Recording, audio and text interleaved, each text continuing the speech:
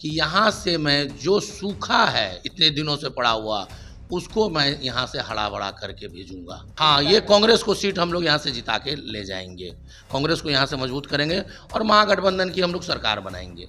राजनीति जो है और जो भी चीज़ मिल रहा है अंतिम पायदान के जो भी लोग हैं उस तक पहुंचाना, न कि ऊपर के लोगों तक पहुंचाना है। मेरे साथ एक चीज़ है, जैसे हमारे माननीय सांसद के लिए कोई जात पात नहीं होता है, उसी तरह इस लोकेशन में आप कहीं भी गए होंगे तो हर एक वर्ग, हर एक कास्ट में मेरी स्वीकारता है कि वो दिन आएगा जब यहाँ से उड़ानें भरी जाएंगी। तो वो उड़ान भर दिया गया है। तो लेकिन यहाँ जो भी सरकारें रहीं, जिनका भी विधायक रहा, उनकी इच्छा शक्ति नहीं है इस शहर को विकसित करने के लिए। यहाँ का जो भी था विकास, कमर्शियल जो होना चाहिए था, उसके लिए हम लोगों को बागडोगरा, यहाँ पे तो काम हो ही नहीं रहा है।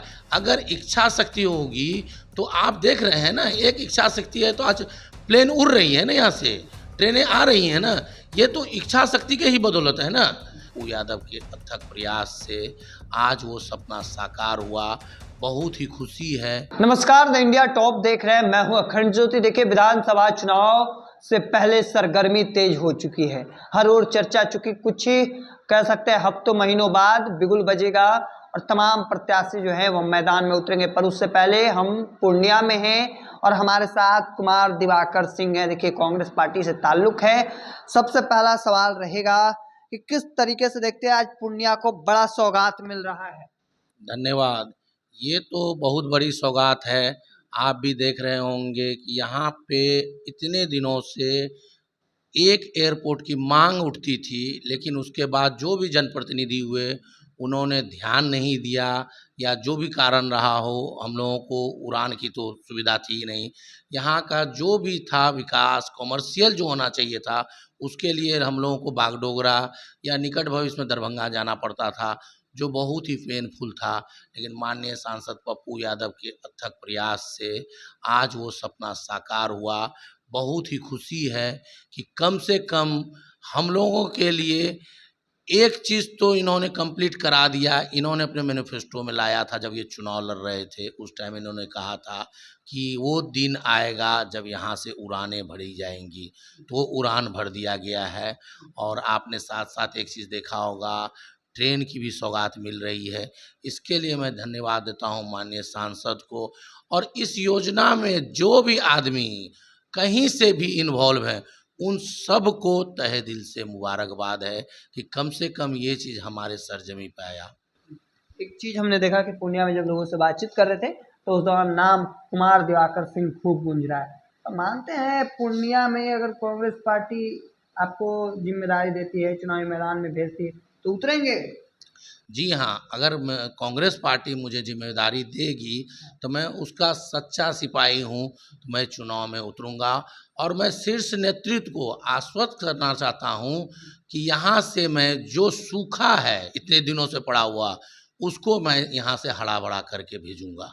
बिहार की राजनीति में जातीय समीकरण की खासा बातचीत होती है, उस समीकरण के तहत भी आप फिट बैठ रहे हैं, तो ऐसा लगता है कि कांग्रेस को झोली में ये सीट दे देंगे? देखिए, जातीय समीकरण जो है, जातीय समीकरण का बात करें तो उसमें बहुत आदमी फिट बैठते हैं, बहुत आदमी नहीं। लेकिन आपने कहा कि आप यहाँ पे फिट बैठते हैं, लेकिन मेरे साथ एक चीज़ है, जैसे हमारे माननीय सांसद के लिए कोई जात पात नहीं होता है, उसी तरह इस लोकेशन में आप कहीं भी गए होंगे तो हर एक वर्ग, हर एक कास्ट में मेरी स्वीकारता है। लोग मुझे जाति धर्म से ऊपर उठ कर देखते हैं। तो सीट दे देंगे कांग्रेस? हाँ, ये कांग्रेस को सीट हम लोग यहाँ से जिता के ले जाएंगे, कांग्रेस को यहाँ से मजबूत करेंगे और महागठबंधन की हम लोग सरकार बनाएंगे। लोगों का कहना था कि खूब काम करते हैं, जब भी जरूरत पड़ता है तो आप उनके लिए खड़े रहते हैं, तो क्या समझे कि जनता के लिए हर... देखिए, मैंने माननीय सांसद जी का रूपरेखा देखा है, वो हमेशा लगे रहते हैं जनता के लिए, उसी को आइडियोलॉजी बना के। और कांग्रेस पार्टी जो है बहुत बड़ी विचारधारा की पार्टी है। उसका एक चीज़ है कि राजनीति जो है और जो भी चीज़ मिल रहा है अंतिम पायदान के जो भी लोग हैं उस तक पहुंचाना है, न कि ऊपर के लोगों तक पहुंचाना है। तो उसी में मैं सतत प्रयासरत रहता हूं और लोगों का प्यार मिल रहा है, तो मुझे लगता है और खुशी होती है कि चलो मैं अपने मिशन में सफल हो रहा हूं। जब जनता के बीच जाते हैं तो समस्या सुनने को मिलता होगा, क्या लगता है काम हुआ 5 वर्षों में, जो पिछले कई सालों से टर्म से विधायक है, काम किए हैं? देखिए, डबल इंजन की सरकार है। डबल इंजन की सरकार अगर काम करती तो जनता में ये जन आक्रोश नहीं होता।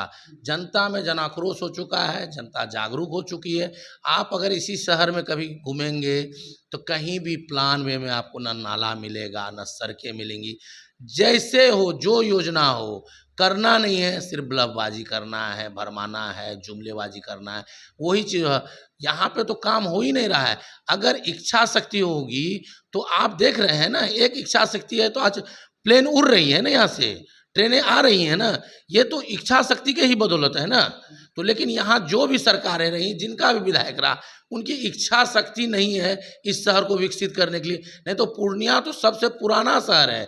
ये आपको जब बंगाल बिहार विभाजन नहीं हुआ था उस समय में भी ये शहर था और आज भी शहर है। आप देख रहे होंगे यहाँ से जो बंगाली समाज है या बिजनेसमैन हैं, ये हब था गुलाब बाग मंडी एशिया का, वो छोड़ के लोग यहाँ से चले गए, पलायन कर गए हैं।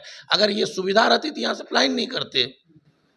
देखिए, चलिए हमारे साथ कुमार दिवाकर सिंह थे, महागठबंधन की ओर से संभावित कर सकते हैं उम्मीदवार हैं, प्रत्याशी हैं। अब देखना होगा आगे की तस्वीर क्या कुछ निकलकर सामने आते हैं। तब तक के तमाम अपडेट को देखते रहने के लिए इंडिया टॉप देखते रहें। धन्यवाद।